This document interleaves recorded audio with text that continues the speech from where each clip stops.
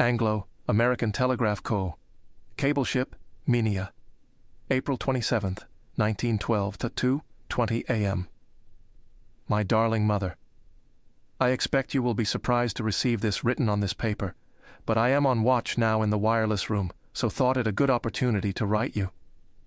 This is the most remarkable trip the old Minia has ever been on, as we are looking for bodies from the Titanic wreck. You know, I wrote that we were up north on a cable repair when we heard she had sunk. We arrived in Halifax about 3 days after, and it was reported that we had some of the rescued on board, but we had not, and the reporters that came to meet us were disappointed. The same day that we came in, the cable ship Mackay Bennett of the Commercial Cable Co. was chartered by the White Star owners to go out and look for the bodies from the Titanic. The Mackay Bennett took 150 coffins and about 20 tons of ice and went to sea at once, 3 days after we were also chartered by the White Star Company, and we also took 150 coffins and about 20 tons of ice and the same weight of old iron, and sailed about noon on Thursday in a most rotten fog. When we arrived, it is about 600 miles, we found that the Mackay had picked up over 200 bodies and had identified about 150 and had buried the rest. They picked up J.J. Astor's body and some other well-known people. By the way, there was a reward offered of $10,000 for Astor's body, which was lucky for them. We began the search yesterday, and the first we picked up was C.M.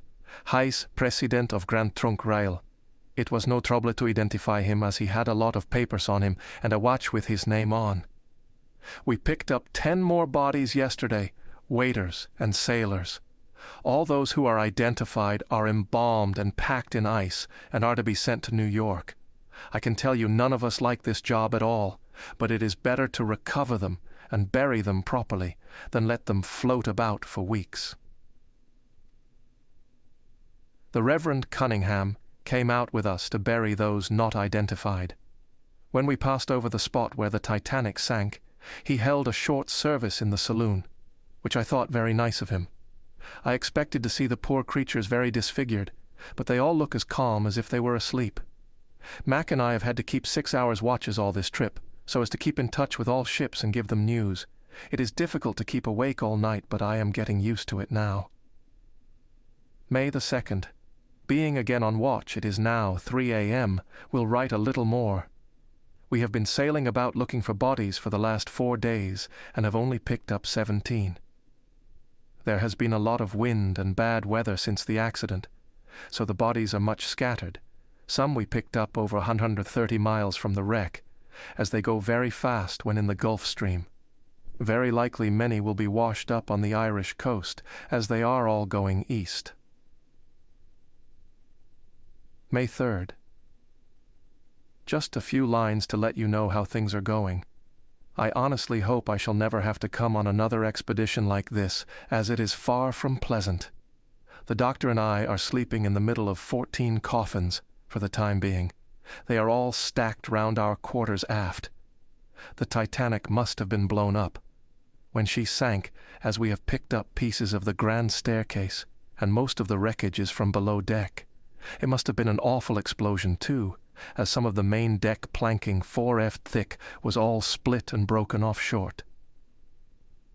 One guess the fellows on the Mackay Bennett will get a bonus for this job, and my word, they deserve it after picking up over 800 bodies. May 6th, Halifax. We arrived in port this morning. I hear the M. Bennett fellows are to get a month's extra pay. I don't suppose we shall get a cent, as we only got 17 bodies. They say there was tons of money on some of the bodies when they were picked up. Astor had $10,000, and another man had a bag of diamonds hung round his neck, worth $250,000. Some of the jewels that went down in her were worth enough to buy a dozen Minias. One woman's pearls alone were worth $450,000. I'm sorry to say that we have to go out again in about 2 days up north, the same place where we were in when we heard about the Titanic, etc., etc. Your loving son, Francis Dyke.